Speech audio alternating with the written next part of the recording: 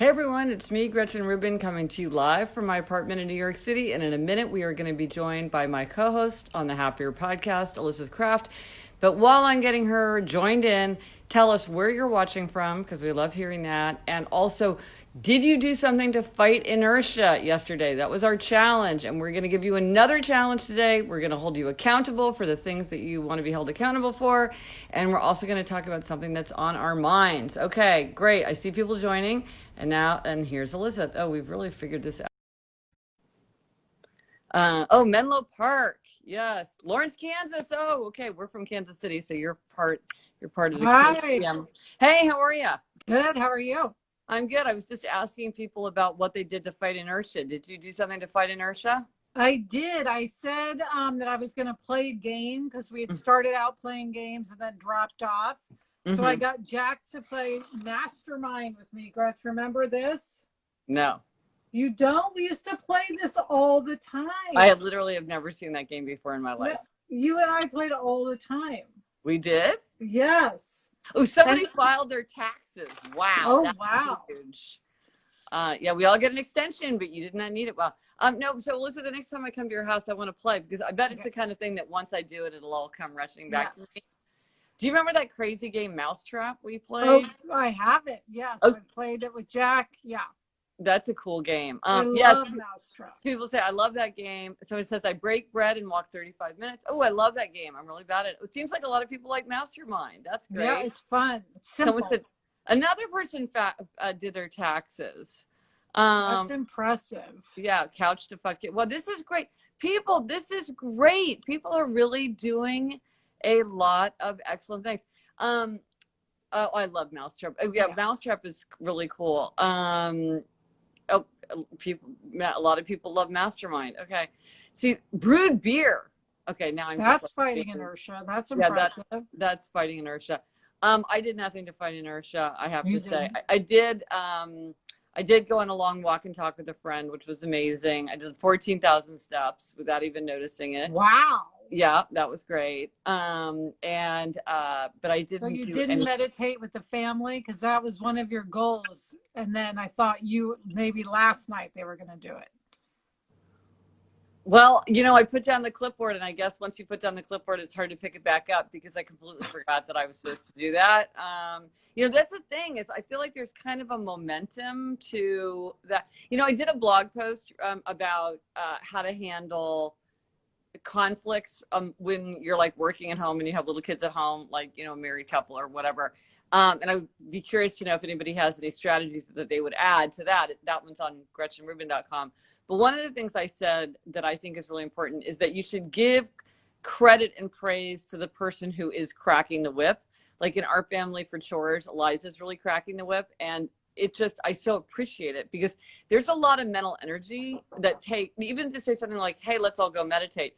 To me, that takes a lot of mental energy. And once I've kind of let it go, it's not so easy to pick it back up. Yeah. Sorry, Jack. Jack. Sorry, everybody. Jack. That's Jack. Daddy. He doesn't know. Okay. Okay. We're just going to have to not do it, Jack. Anyway, You said we had to do it. how many of you give us All right, a thumbs sorry, up if you've been interrupted in the middle of a work thing by a child? I think it's happened to all of us. There was that fantastic video that went around, of the guy giving the news interview where like the kids came in and were like monkeying around.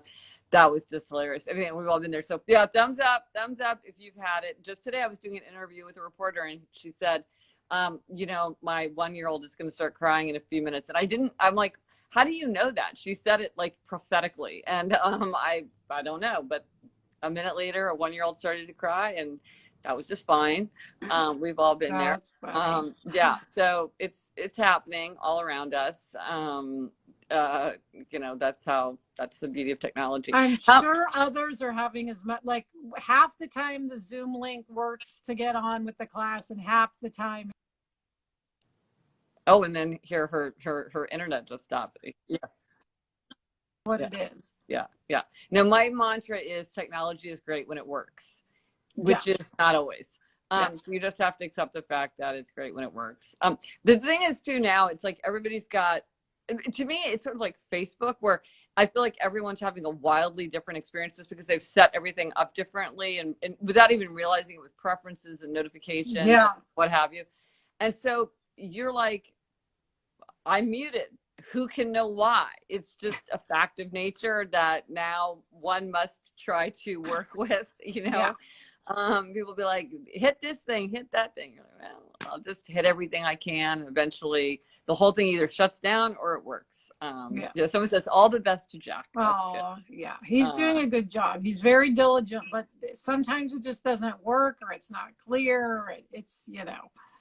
Oh, well, somebody says we've also accidentally interrupted our son's school Zoom meeting. How many people have themselves been the person who busted in with like, hey, honey, your clean underpants or, you know, folded or whatever, like in the background. I have done that. In fact, I just did that right now. For a college class or high school? With Eliza. Eleanor, I mean, it was Eleanor's class. Eleanor has a lot more time. And Eliza's tend to be like long chunks because as a college student, she'll have like a giant seminar. So it's easier to avoid her. Whereas Eleanor, it's more like in and out. So I am just wandering through various, I mean, we're in an apartment, so you just end up having to go into someone's room. Jamie likes to set up in the kitchen. And I'm sort of like, I think I need to talk to him about that. Okay. Am I right? Give me a thumbs up if you think I'm right, that you can't claim the kitchen as a workplace if you can possibly avoid it, which he can, right? I feel like that's public space that everybody needs to have access to without feeling like they need to tiptoe around. I think that's fair, especially if you have another place. Like you do have other places. If you're in a studio apartment, what are you going to do? Okay, if you're just joining us, it's Gretchen Rubin and Elizabeth Kraft. We're the hosts of the Happier with Gretchen Rubin podcast. And we're starting off by talking about, well, first of all, did you do something to fight inertia? And Gretchen, I see a lot of people did. Someone painted. They hadn't painted for a long time. Someone started to knit a gift for their husband. That's great. So yeah, people are doing a lot. Also, Mom is saying hi. Hi, Mom. Okay. Hey, Mom. Well, I think and I think that for a lot of people, I mean, we talk a lot about getting to the other side. Like you wrote the letter of congratulations to your post-COVID-19 self. I think one thing that could make you feel like you really did gain something from this time or were able to turn it to the good as best you can is if you did reconnect with something like painting or practicing an instrument or knitting or keeping a journal or meditating or doing yoga regularly. Like if you brought something quite significant into your life. Someone else started sewing again. Someone made a souffle for the first time. That's really someone wrote for the first time in a long time. Somebody said, if not now, when? Exactly. But listen, you were talking about this in the Happier in Hollywood Facebook group, which is, what is it that you're learning now that you will carry forward into ordinary life? And I think that's a really interesting question. Yeah. And I mean, for me, there's a lot. I mean, I think I mentioned yesterday the to-do lists. Like I started doing to-do lists and I could see myself carrying that forward.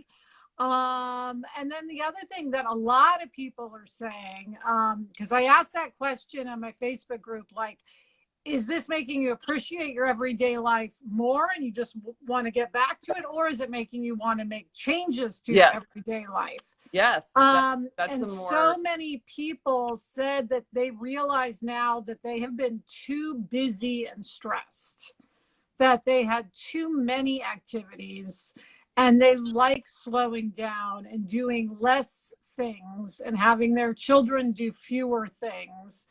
And that when they go back to regular life, they don't want to overschedule themselves and their kids to the same degree.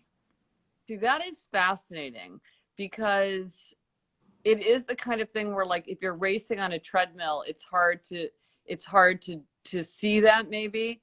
But now that you've been sort of jerked involuntarily into this other mode, it does give you perspective in a way that you wouldn't maybe ordinarily have. Yeah, So, and I wonder if that's like sports, like people gonna like not sign their kids up for as many sports or after school activities, or if it's more like we're gonna have sort of the birthday party schedule calmer, or I wonder mhm. what that looks like. That's Um, a good question. I will pose that group on my, I will pose that question on my Facebook and report back, Gretch, because a lot of times I think some of it is people thinking they need to say yes to everything, like yes, yes to this FOMO. party, yes Yeah, to this luncheon, yes to this event, and they want to just maybe say yes to fewer things. But yeah, I think with the kids, it's like pick a sport maybe, or a kind, don't do ice skating and gymnastics and this and that, because I well, a think lot of people are just people, realizing they're used to living in a constantly stressed manner, and we talk a lot about that in society, but this is the first time that it's actually occurred where it stopped. right, right, yeah. Well, and something a lot of people are talking about is FOMO. I think that a lot of people do have FOMO, fear of missing out, and now it's like there is no FOMO because no one's going out, nothing's happening, and so guys, see, my family is texting me, which is annoying. And so there's sort of you don't have that FOMO because there's nothing going on. Now, somebody said, I feel like after this, I'm going to become a hermit. And I have to say, I just this morning on our walk with Barnaby, I was saying to my husband, like, there's many things. I mean, granted, everything that's terrible and dire, but I am kind of settling into this. Yeah. I travel a lot. And it is just nice not to be getting out my, like just thinking through all of the like logistics, like when am I going to leave and how much time do I need and how much do I take and can I get it in the overhead bin and all, it just, on the one hand, like I cannot wait to get back out there and I miss it and I love it and I can't wait for that kind of normalcy to return. But on the other hand, yeah, I'm seeing how it's nice to get a break from it as well. Someone says like kids be kids playing outside. Yeah, I mean, Well, this is interesting. Someone else says this is a time to kind of stop and recognize, are you doing an activity because you want to or because of FOMO? yes, Right. And I think a lot of times it's really hard to judge that. But yeah, now you can see if you miss it or not. For instance, my Mahjong game. yeah, Now that is something I really miss. I will not, yeah, you know what I mean? I am dying to get together with my friends and play Mahjong. right. Something else I may not miss. I don't feel I'm that overscheduled in general, so I don't have this as much, I don't think, as other people do. Yeah, my whole family is very homebody. Like we tend to put a really, really high value on downtime. And I mean, and sometimes that's kind of like you think, oh, should we be doing more? But we tend to have a lot of downtime. It's funny, we've traveled with another family a lot and they are just like, we do 2/3 of what they do. And like at first it took us a while to figure that out. And then we're just like, this is the point where your family keeps going and our family stops because that's what we need. And we feel like, oh, we're like enjoying this whole thing so much more. They're always like pushing it right to the limit. So maybe you realize, okay, I could recalibrate that. So if you're just joining us, it's Gretchen Rubin and Elizabeth Kraft. We're the hosts of the Happier Podcast. And we're talking about what is it that how did you put it, Elizabeth? You put it very eloquently. I ask people, is this time making you simply appreciate your usual life more and you want to get back to it? Or is this time making you realize that you want to make changes to your regular life when this is, quote, over, whatever over means? Right. By the way, Gretch, someone says that they miss Mahjong too. I have a hack for Mahjong players out there. I just started this yesterday. There is an app called Real Mahjong, and you play it with your card. So you have to have a physical card, but you can play it against friends or against the computer, and it is literally like playing a regular Mahjong game. So you can Mahjong. You can keep your yes. keep it up. Someone says it's an opportunity to consider what we want to run back to when this is over. Somebody said, I think I would say yes to more things once we're free. See, I think that's something a lot of people like. I mean, I thought about this with the Met, right? It's like, I think a lot of people were like, now that I can't go, I want to go so badly. And it's like, but you could have gone at any time, but you didn't. And so I think there is a sense of like, oh, I want to avail myself of, now that I can't do these things, I realize how much I do want to do these things. Or somebody was saying, I miss the gym, or someone was saying, I miss going to movies. It's like, yeah. So I think things that maybe seem like going to the gym, maybe you were sort of like, maybe you liked it, maybe you didn't. It'll seem more like, oh, I get to go to the gym. Yes. Because you do get to go to the gym, instead of being like, oh, I have to go to the gym, because you're like, wow, it's actually really great to be able to go to the gym. And there's all these machines and all this variety, and I can take a shower. Yeah. I think, how about spending? How do people think their spending habits are going to change? Now, I think a lot of people are going to feel like they need to really cut back and be frugal. So whether that means like, cutting expenses, looking at their budget. But I wonder too, if people will be making different choices, like cooking more, for instance, now that you've kind of gotten back into cooking, or, I don't know, realizing that there's something that you pay for that you just don't ever use. Like, you never go to the gym. If you're like, I've been going to the gym for a year, and I realize, boy, my schedule hasn't changed at all in terms of that. Well, then you're like, well, okay, maybe why am I? Oh, somebody says I miss Pilates. I had just started going to Pilates. I think I'd gone to Pilates twice, so I can't say I miss it, but it'll be interesting to see that you'd gotten that momentum if you go back once it's over, if you were just never go back. Yes. Yes. And I wonder how many people are like me and kind of are enjoying a break from travel, and how many people feel very sad that they are not able to travel. Because I think some people just love to travel and maybe are feeling very, very restless and claustrophobic, that not only can they not travel, they know they can't travel. So it's not even like I don't have a trip planned for a month, but it's like I literally am not able to go for a month. And that's... Someone said they miss planning vacations, which is true. Like, planning a vacation is different even from just, quote, traveling, know, I mean, that's a whole separate pleasure. And you really can't, it's hard to plan, because we just don't know what the future holds. Right. Yeah. No, I mean, there's a lot of open questions. I'm just hoping we'll be able to be together, Gretch, I'm hoping I can be with Mom and Dad for Thanksgiving. Yeah, and Christmas.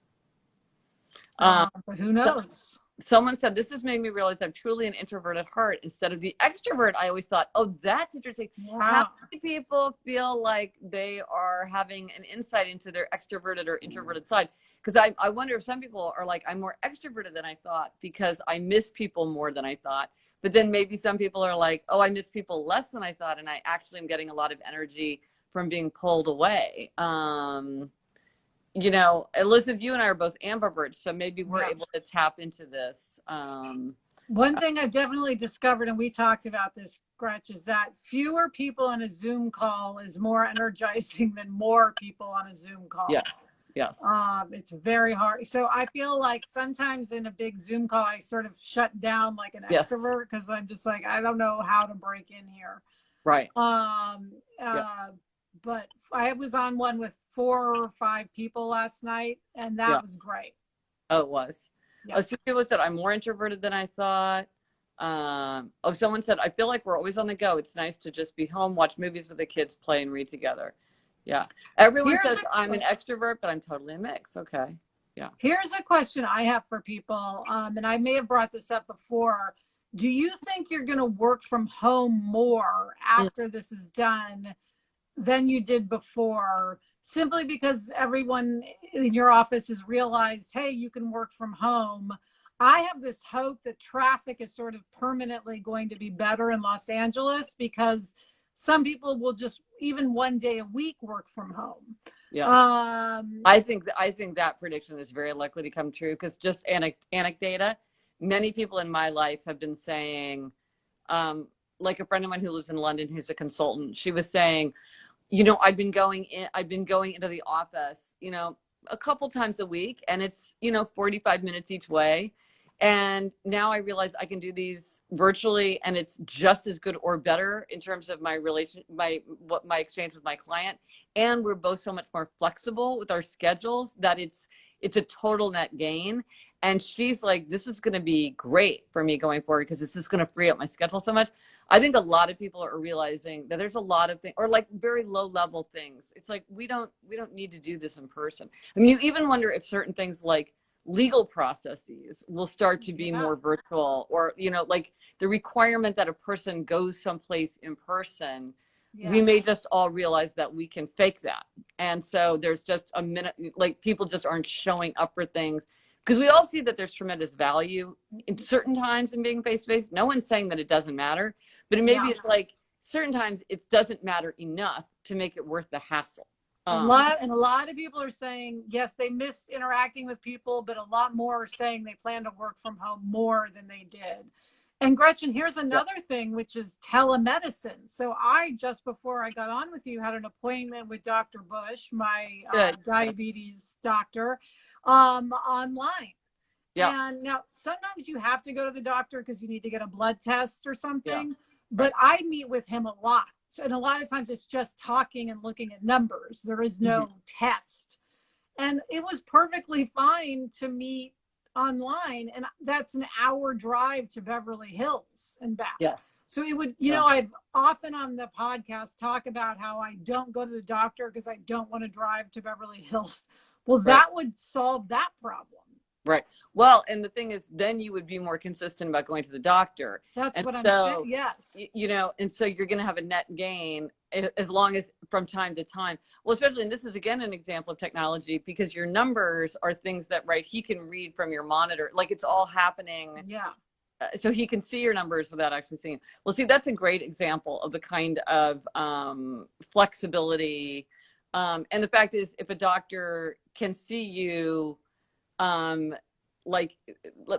everything can be more valuable because there's just less time being spent on things that don't matter.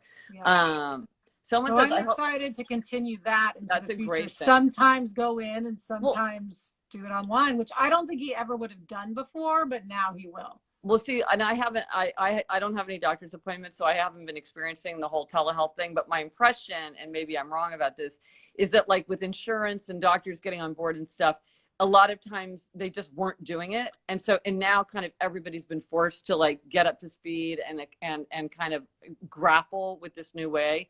And so maybe it is kind of like a forced move forward. Someone says, I hope my husband can work from home more after this. I'm a teacher and it's pretty hard on us and the pupils doing it remotely. Yeah, I think for some jobs, some careers, some work, it's very hard to translate it into virtual. And again, it's, you know, it depends on what you're doing. But someone asked they said they heard in LA you can see blue sky because of there's so much less pollution. And we often have blue sky in LA, but I will report that yes, there is a major difference. Really? Yes. The sunsets are insane. The skies are so beautiful. I mean, you can really tell the difference. Really? Yes. So that is true. Yeah. Well, I had an experience. I posted this on Instagram, so maybe some people saw the picture. I was like out walking in Central Park, like in the middle of the day, and there was just like this lazy little raccoon just like right in front of me and not scared at all. And then all these people told me like apparently there's rabid raccoons in this area, so I'm like retroactively terrified, because one of the funny things is seeing all these videos of like the goats like wandering through the town in Italy or whatever, like all these animals coming out, or like the penguins that were in the aquarium. Yes, it's funny. That. It's like funny to see like how things. Wow, Gretchen. Someone says in India you can see the Himalayas. I saw that picture. It looked like a Zoom background, because it's like, in the background, these gorgeous mountains. Yes, that's so funny. Yes. Well, Gretchen, here in Encino, to your raccoon issue, we're having packs of coyotes, so that's our issue. Ooh, that's because you know we have coyotes, but they're getting more aggressive and confident now, so that's an issue. Well, and in New York, apparently the rat population is suffering. Because of the decrease in all the people, and you don't want a lot of like angry rats. I've definitely seen, but let's not even get into that. So we don't need to. You don't need to get into that. Yeah, the sky is blue in Dallas too. So here's another question in terms of what people want to keep, leave once this is over. Another thing a lot of people in our Facebook group were saying, and that's just search Facebook for Happier in Hollywood, by the way, if you want to join that, is that they want to keep game night with the family or movie night with the family, that there's just a lot more focused family time, and that people realize, I think a lot of us feel like we should have family time, but you realize, oh, it's actually enjoyable to have family time. Yeah. And now people are really enjoying each other. Of course, they're also sick of each other, but they want to keep that going. Yeah. So I what wonder who feels that? Yeah, who feels that way, and what are you doing with that family time? Are you doing a game? Are you watching a movie? We're watching Game of Thrones together. Questionable with a 15-year-old, but we speed through the porny parts. Are you cooking together? Are you eating together more often than you normally would? Are you having breakfast together? I think also mornings for people have changed a lot. They're probably much more leisurely. Yes. Even if everybody has to get up and start work and start school, you don't have that same kind of mad rush, and there's a lot more time. And so like maybe everybody's having like a pleasant breakfast together. Not here, because by the time my kids are eating breakfast, I'm eating lunch, because they're like in that crazy, like they sleep as late as they possibly can. Yeah. But let's see what people are doing. Someone says they're calling their siblings and chatting longer than usual. That's something I do feel like we'll talk on the phone for longer. I definitely noticed that. Someone says we're taking turns choosing movies, lots of home cooking and baking. Yes, the whole taking turns picking a movie, that can be really, really fun. Morning coffee with my husband. Oh, that sounds so civilized. It will be hard to go back to 7 p.m. dinners since I've been eating dinner so early. Oh my gosh, I love eating early. I love eating early. A lot of people, and I know you and Jamie are doing this, seem to be walking the dog together. Whereas it used to be that one person walked the dog. Now people are walking the dog together. Well, we've only done that one time, but it worked really, really well. And as I've said many times, but part of my clipboard is wanting people to go outside, which does not seem like a hard thing to do. But in New York City, it's like you got to go down and out. And I feel like other members of my family are not doing that as much as I think they should. And this was a good way. We all feel like it's fun to take Barnaby out, and he really enjoys it. And it was a really nice family activity, I have to say. You don't have to go that long, and it's just nice. And again, we're right near Central Park, and although there have been reports that Central Park is really crowded and people aren't social distancing, that has not been my experience. In my experience, people are really staying away. We were wearing masks, people were wearing masks, and it was very easy to just like time your walk so that you could stay very, very much further away than 6 feet from people. So that's great. Too much fun family time the past 3 weeks. I had to schedule blocks of guilt-free alone time so that everyone was free to veg out on their own. Last night was my first evening of downtime. We all needed it. Well, that is really important. I think it's, I read, or where did I read it? Or I don't know. I read, came across something where like a college kid who was home from school was saying, I'm not going to have dinner with you guys every night. And I do think you have to let people pull away, close the door, have the time by themselves, take the really long, the really long walk, or just read a book without somebody interrupting them.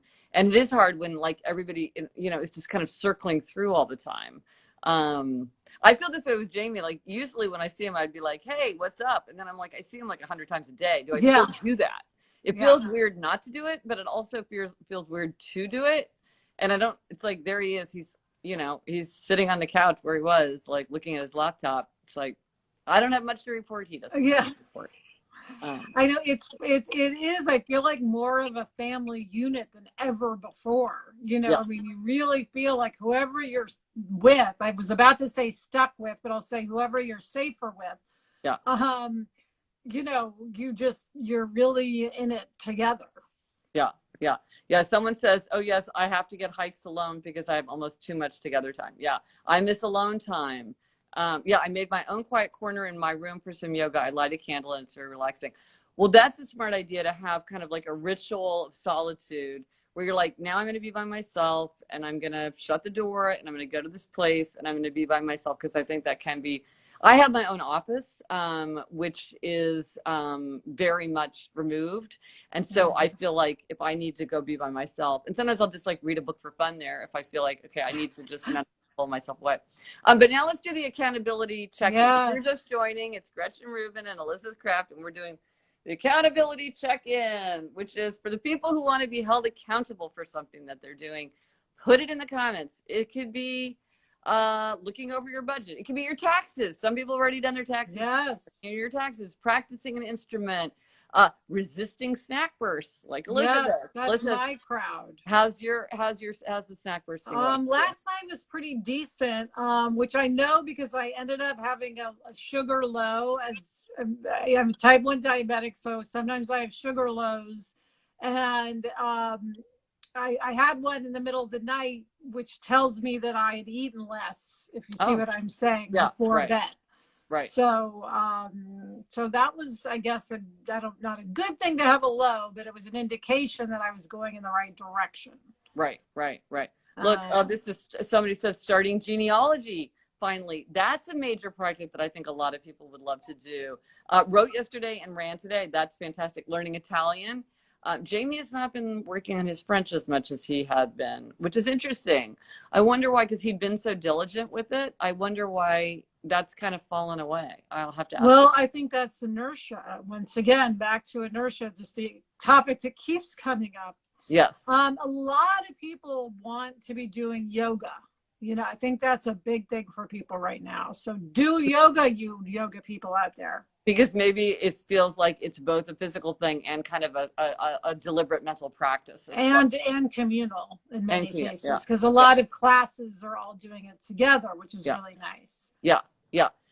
Someone says, oh, you know, one thing that might be good too is if you think in the future a lot of people are going to be watching their budgets, realizing how many really outstanding resources are free online. I think a lot of people are seeing that there's a lot of like cool classes or, you know, training things. Someone says yoga's keeping me sane. So there's so many 10-minute yoga videos. This is funny. Somebody says they want to keep their 2-day yoga streak. Oh, that's good. Listen, 2 days, you got to start somewhere. It's like the journey of 1,000 steps starts with the first step. And so, you know, that's great. Now, how many people, some people are also giving themselves gold stars. So give yourself a gold star if you haven't, if you've been doing something. How many people have been walking 20 and 20? If you've been walking your 20 and 20, keeping that going, that's great. Now more than ever. Yes. If you're reading, because one of our challenges was to read for an hour. And, you know, somebody said read the first 15 minutes is like to get yourself into that book. Oh, and we should remind people that the book for the book club is Lori Colwin, Home Cooking, which is a collection of essays, which a lot of people have been saying that they've started and they've really enjoyed. So yes, I'm reading it, Gretchen. It is so delightful. I just love, you know, I lived very close to where she talks about her apartment in Greenwich Village. Yes. I lived very close to that location. So I just love reading about the village and her apartment, which sounds a lot like my apartment. Yes, it does. She's just got such a light touch, you know, and kind of a gentle humor. So she's just wonderful. Yeah. And I think it's very hard to write that light. Where it just feels so easy and so conversational. And she is amazing at just evoking like the feeling of having a dinner party, or like, you know, the feeling of being young and in your first apartment, or the feeling of like holiday shopping in a grocery store. And it's kind of a hassle and it's kind of wonderful. And you've got, I mean, I think she's really good at invoking that. So I hope everybody's enjoying that. We'll talk about that on April 21st. Yes, April 21st. And somebody says, I've just started walking every day, just me and my dog for some time to myself, and pairing to walk the dog. That's great. So again, pairing is when you take something that you like to do and you pair it with something that you want to do. So like you have a podcast that you love and you do it while you're walking the dog, and it makes you more excited to walk the dog because you get, you know, or like Elizabeth watching Real Housewives on the treadmill. We've heard about people who pair our podcast with like folding laundry. And Yes. like, that's great. And Gretchen, someone asked, and yes, we want to remind everyone that you're going to talk to Dan Harris tomorrow. Yes, that's so great. Now, and if you want to talk about meditation, because that's something that comes up often, I am not a meditation person, but Dan Harris is a meditation person. And he is so interesting on that subject. So if you're thinking, if you're intrigued with the idea of meditation, be sure to watch, because you could pose your questions to him and get his advice or any suggestions that he has. His book 10% Happier is like just a great read, and is also sort of a great argument for meditation. I tried it and abandoned it, and then I did try it again once because Dan was so convincing and so persuasive, that I did try it again once, and then I abandoned it again, but I did try it because of Dan. What I love about Dan Harris, he's very like down to earth and practical. He's not, you know, overly touchy feely. He's not head in the clouds. Somebody's saying he's also on live every day at 3:00 Eastern. I didn't even know that. Okay, that's very cool. Yeah, and that'll be at 4 p.m. Eastern. Someone's asking what time, right? Yes, it'll be our usual slot. And so that's great. Oh, and you know what? Yeah. So no, so it will be on Instagram. It will be here. The Dan Harris thing will be here, just like what you're watching today. Some people are putting in their yoga recommendations. So if you're a person who's intrigued by yoga or is looking for recommendations, scroll up in the comments, because there's a lot of people who are offering suggestions about different things to do for yoga. Because, and this is great because I think we can all just learn so much from each other. We don't have to reinvent the wheel. You know, it's like, if you've got a great resource, share it, because if it works for you, it probably works for everyone. Like somebody was just saying she's rereading all the Little House books. I basically reread all the Little House books myself because I just found them so comforting and reassuring right now. So I offered that as a suggestion for people who are looking for something delightful to do. Okay, so listen, you and I will be back on Thursday. I will be right. Is today Tuesday? Yes. Yeah. Thursday. And do we have a challenge for today, Gretchen? Oh yeah, the challenge for today. Yes. Our challenge for today is to identify something that you want to take from this time into your future life. Yes. Whatever that may be, whether it's cooking more or Zooming with family or game night or long walks, find something. Or having the weekly staff meeting by Zoom conference instead of having it live, or using some kind of technology shortcut, going to your doctor virtually instead, you know, for 2 out of 3 appointments or whatever it is. Because let's think about like, what can we learn from this time? Somebody said it's a giant experiment. It is a giant experiment. We wouldn't have chosen to be part of this experiment, but we are. And I want to point out to everyone that you can do therapy online, and a lot of people right now are struggling with being home and are feeling depressed, anxious, etc.